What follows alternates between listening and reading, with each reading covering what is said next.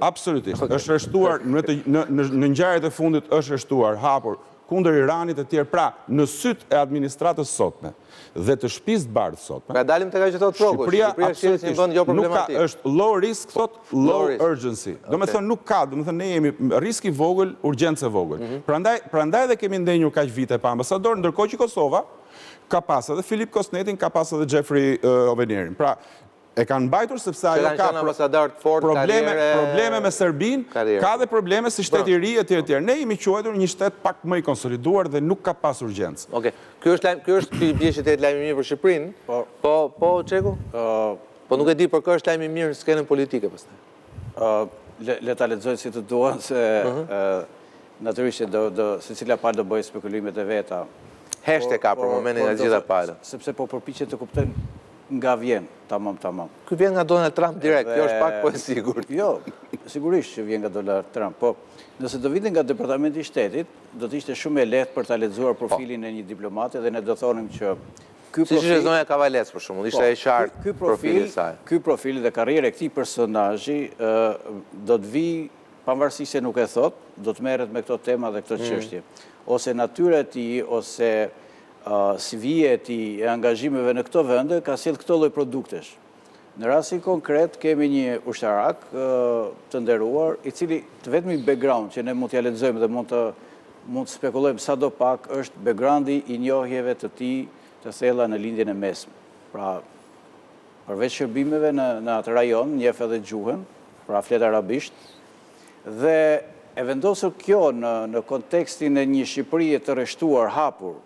Pra, ne kemi një rreshtim edhe në bordin e paqes, që përmendi Skënderi, por kemi edhe një angazhim të drejtë për drejtë, pra ne kemi dënuar Iranin me rezolut, pra kemi për herë të parë në një farë mënyrë po marrim disa hapa që nuk janë të natyrshëm, pra kemi bërë disa hapa që për vendet të tjera duken pak të vështirë, por ne i kemi bërë, për shkak të marrëdhënieve të ngushta me Shtetet e Bashkuara. Dhe pyetja shtrohet, ky general që vjen këtu me këtë kapacitet, që Shqipëria është shumë e vogël për një general të këtij kapaciteti, të këtij niveli, do të ketë ndoshta nesër ballafaqime me disa sfida që lidhen me rajonin, lidhen me afektimin që ne kemi me lindjen e mesme, me ndryshime, sepse në Shqipëri vërtet kemi patur një linjë zyrtare edhe të opozitës, partive politike, themi pro-Izrael, pro-Shteteve të Bashkuara etj. Por në anën tjetër, mos harrojmë, kemi patur edhe lëvizje dhe protesta që kanë mbështetur themi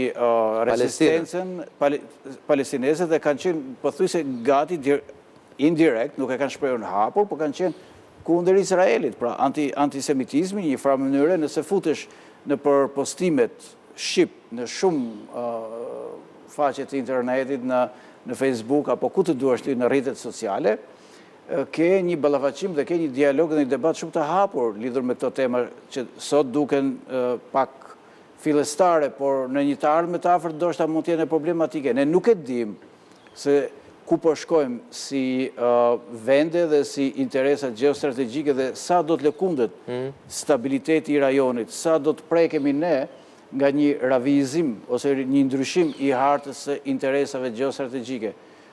Nuk ka iluzion që bota nuk do t'jetë si që është tani pas 10 vitesh, ashtu si që nuk ka qenë para 30 vitesh. Për njerëzit që janë nostalgjik për stabilokracinë ose për statu quo-n, për atë jetën e rregullt që nuk ka surpriza, mendoj që nuk do t'jetë kështu, sepse edhe nëse do të ketë nëse sot kemi një armë pushim në lindjen e mesme në gjirin e Hormuzit apo kështu me radhë, bota është razuar dhe ato kavot që mbanin një stabilitet tradicional, që mbanin interesa tradicionale janë këputur. Me të drejt, me të pa drejt, i këputi Trumpi, nxitoi, nuk nxitoi. Që se ka ato nuk janë më. Këto janë gjëra të gjitha që mund të komentoni një të ardhme nga njerëz më gjakftot që marrin distancë nga zhvillimet. Por këto gjëra, marrëdhëniet me NATO, marrëdhëniet me Bashkimin Evropian, marrëdhëniet me Rusinë, marrëdhëniet me bllokun tjetër të paqësorit. Pra kemi lëvizje tektonike të gjithë kësaj harte, të këtij globi të interesave gjeostrategjike të vendeve të caktuara dhe e vendosur këtu, unë do të diskutoja vetëm pasi të ishte nominuar nga Kongresi, nga Senati. në kushtet që thjesht kemi një emër dhe jemi në rrethanat që qytetaria na e do që t'i themi mirë se vjen, por për të diskutuar realisht pastaj për disa nga temat, duhet parë Intervista ti në Senat, po.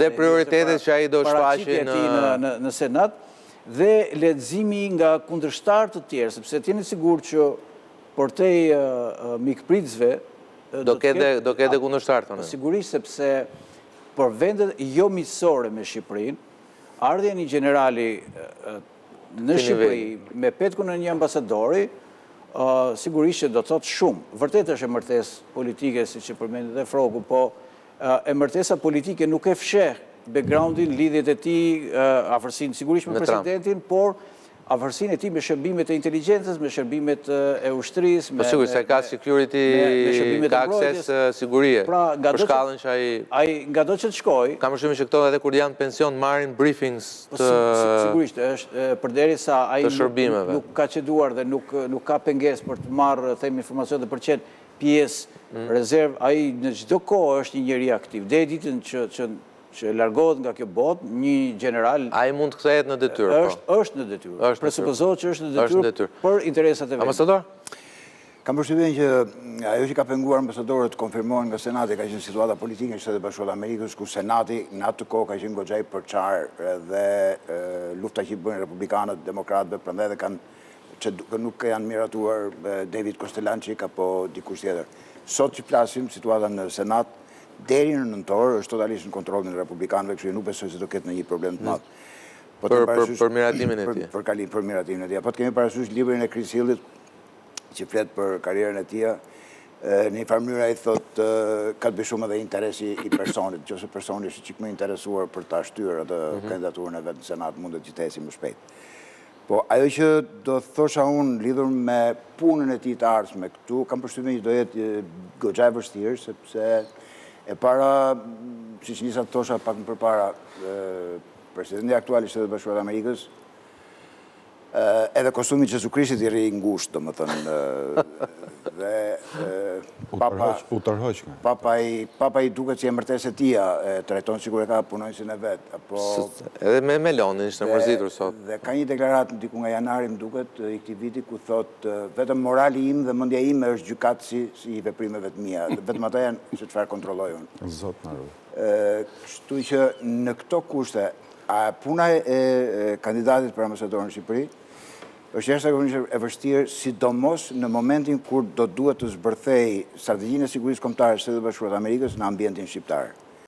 Pra, ai vjen me një bagazh që do ta detyrimisht do duhet ta bëjë, ti thotë shqiptarëve që Bashkimi Evropian nuk është ardhmja juaj, se Bashkimi Evropian është ai që shtyp popujt edhe shkel të drejtat. Po ju do thoni që ai mund vinë me një agjend tillë? Nuk e di se çfarë agjende do ketë ai, po Shtetet Bashkuara të Amerikës ka një strategji sigurisë kombëtare që përmban këto klauzola që thash unë.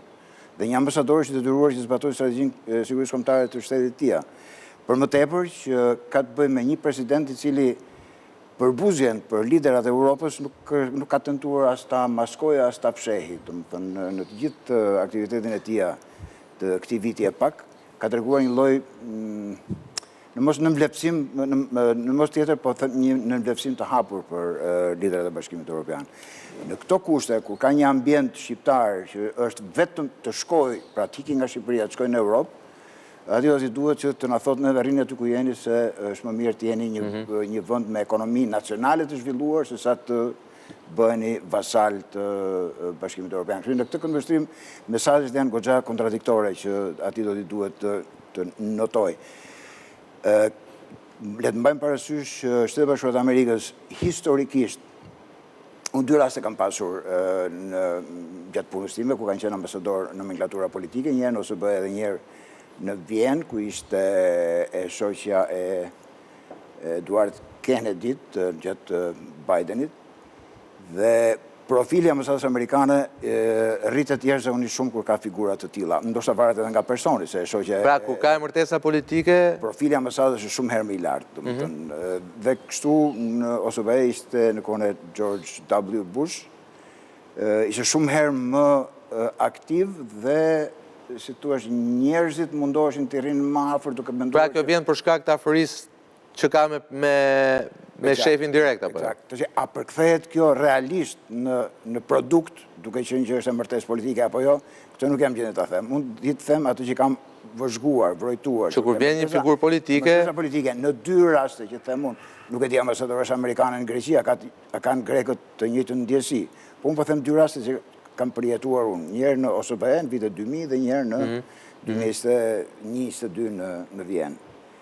Kështu që në këtë këndvështrim mundet që në opinionin shqiptar të ketë një profil më të lartë. Nuk po them tek ne që po jemi në këtë bisedë, nuk po them tek një parti politike, por në opinionin mbar shqiptar mundet që të klikoj... Mundet që profili ti të bëj ketë më shumë... Tjetë më i rëndësishëm. Tjetë më i rëndësishëm. Mirë, po kjo sigurisht ne e dim që Shtetet e Bashkuara gjithmonë punojnë me qeverit. Dhe sigurisht për një kryeministër, kur vjen një ambasador amerikan, është rëndësishme që të ngrej urat e komunikimit. Një kryeministër që ne kemi, për momentin ka dhe urat e tij paralelit komunikimit me presidentin Trump. Kjo ta bëj punën e tij më të lehtë apo më të vështirë me generalin Wen, nëse ai vjen në Shqipëri. Për këtë flasim më njëherë, minutat që na kanë mbetur pas publicitet.